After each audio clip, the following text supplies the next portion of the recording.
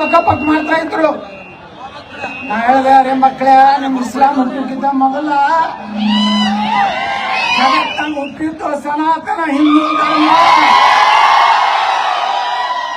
ಪ್ರಭು ಶ್ರೀರಾಮಚಂದ್ರ ಪಾಂಡವರಿದ್ದಾಗ ಎಲ್ಲಿದ್ರು, ಇಸ್ಲಾಂ ಇರಲಿಲ್ಲ.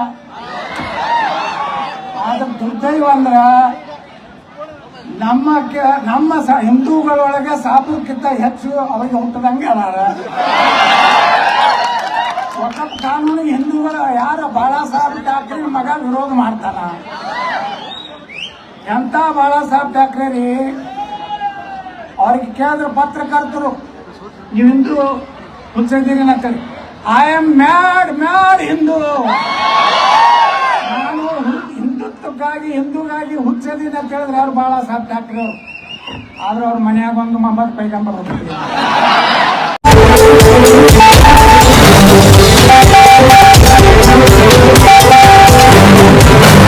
UTV news में आप सभी दर्शकों का स्वागत है। मैं हूं आपके साथ मुबीना। ಈಗ ನಾನು ಯಾವುದೇ ವಿಷಯ ಮತ್ತು ಈ ನಮ್ಮ ಹಿರಿಯರು ಮಾತಾಡಿದ್ದು ಯಾವುದು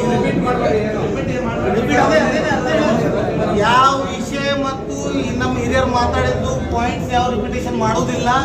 ಬಿಜಾಪುರ ನಗರ ಶಾಸಕದ ಹುಬ್ಬಳ್ಳಿ ರಾಮನವಮಿ ಉತ್ಸವದಲ್ಲಿ ನಾವು ಭಾಷಣ ಮಾಡಿದ್ದಾರೆ. ಅದಕ್ಕೆ ಈ ಬಿಜಾಪುರದ ನಗರ ಶಾಸಕ ಅಂತ ಅನ್ನಲ್ಲ, ನಾನು ಬಿಜಾಪುರದ ಉಚ್ಚಾಟಿ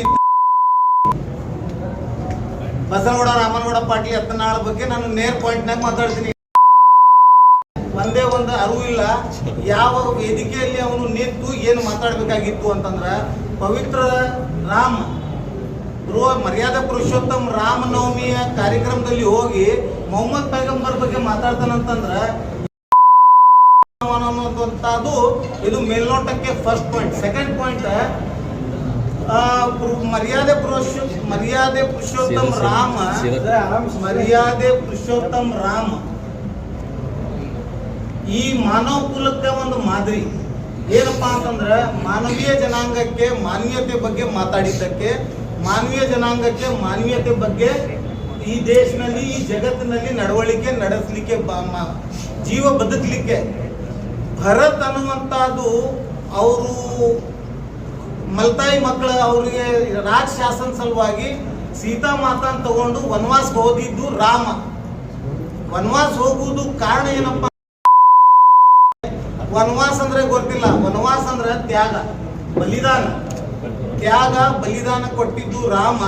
ಅಂತ ಮರ್ಯಾದೆ ಪುರುಷೋತ್ತಮ ರಾಮನ ಧರ್ಮಕ್ಕೆ ಇವು ಅವಮಾನಿಸಿದ್ದು ಪಾಟೀಲ್ ಯತ್ನಾಳ್.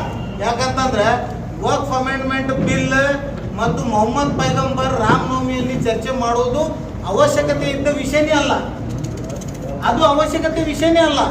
ನಿನಗ ಮುಸಲ್ಮಾನರ ಬಗ್ಗೆ ಇಷ್ಟು ದಿವಸ ನೀನು ಸಾಬ್ರ ಟೊಬ್ಗಿ ಬಗ್ಗೆ, ಮುಸಲ್ಮಾನರ ಬಗ್ಗೆ, ಟಿಪ್ಪು ಸುಲ್ತಾನ್ ಬಗ್ಗೆ ಏನ್ ಬೇಕಾದ್ ಮಾತಾಡಿದಿ, ಹುಚ್ಚ ನಾಯಿ ಅದಿ ಅಂತ ಹೇಳಿ ಎಲ್ಲರೂ ಬಿಟ್ಬಿಟ್ಟಿದ್ರು.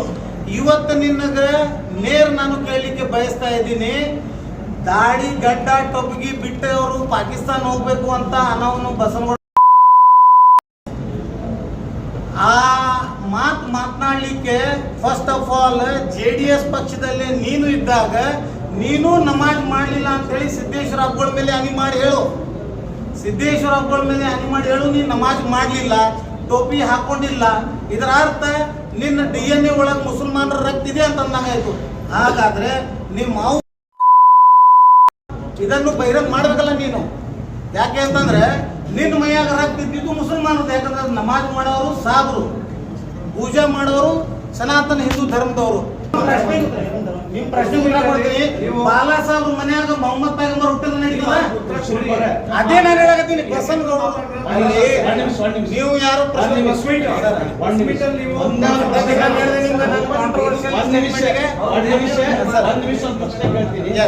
ನೀವು ಕಾಂಟ್ರವರ್ಸಿನ ಮಾತಾಡ್ರಿ, ಏನು ಮತ್ತ ನಿಮಗೆ ಇಷ್ಟು ಮಟ್ಟ ಎಲ್ಲ ನಿಮ್ಮ ಹೌದು ಬಾಯಿ ಬಂದ ಮಟ್ಟ ಹಂಗದ ಎಲ್ಲ ಮಾತಾಡಿದ್ರೆ ಕರೆಕ್ಟ್, ಅದು ನಿಮ್ಮ ವೈಯಕ್ತಿಕ ವಿಚಾರ.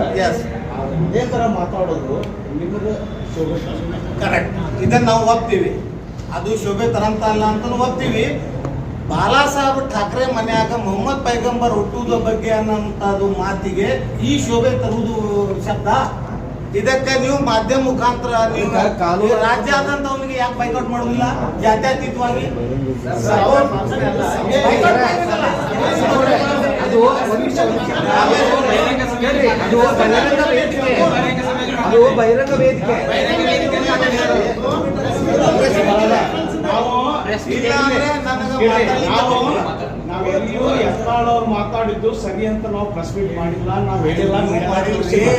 ನಾನೇನ ಸನಾತನ ಈ ರಾಜ್ಯದ ಸನಾತನ ಹಿಂದೂ ಧರ್ಮದ ಎಲ್ಲ ನಮ್ಮ ಧರ್ಮೀಯರ ಬಾಂಧವರಿಗೆ ನಮ್ಗೆ ವಿನಂತಿ ಇದೆ.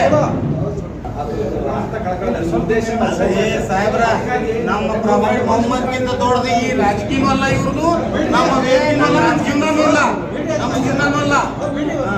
ಇಲ್ಲ, ನಮ್ದೇನಿಲ್ಲ, ಈಗ ನಿಮ್ಗೆ ಏನಾದ್ರು ಪ್ರಶ್ನೆ ಇದ್ರೆ ಕೇಳಿ ದಯಮಾಡಿ ಪ್ರಶ್ನೆ ಎಲ್ಲ ಹೇಳ್ರಿ. ಮತ್ತು ಇನ್ನೊಂದು ಲಾಸ್ಟ್ ಕೊನೆ ಒಂದು ಪಾಯಿಂಟ್ ಹೇಳ್ತೀನಿ. ಯತ್ನಾಳ್ ಬಸವನಗೌಡರು ಏನು ಪ್ರೊಟೆಸ್ಟ್ ಮಾಡಕತ್ತಾರಲ್ಲ, ಉಚ್ಚಾಟಿಸಿದ್ದ ನೀವು ಎಲ್ಲ ಆ ಭಾಷಣ ಮಾಡ್ತಾ ಇರೋರು ಮತ್ತು ಅಲ್ಲಿ ಪಾಲ್ಗೊಳ್ತವ್ರು ಎಲ್ಲಾರನ್ನೂ ನೀವು ಗಮನಿಸ್ರಿ.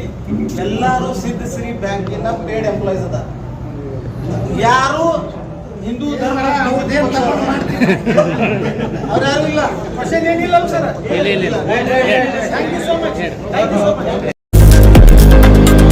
लेटेस्ट न्यूज अपडेट्स के लिए YouTube एक्सप्रेस को सब्सक्राइब कीजिए, साथ में बेल आइकॉन को भी क्लिक कीजिए, साथ ही साथ लाइक, शेयर और कमेंट करना ना भूलिए।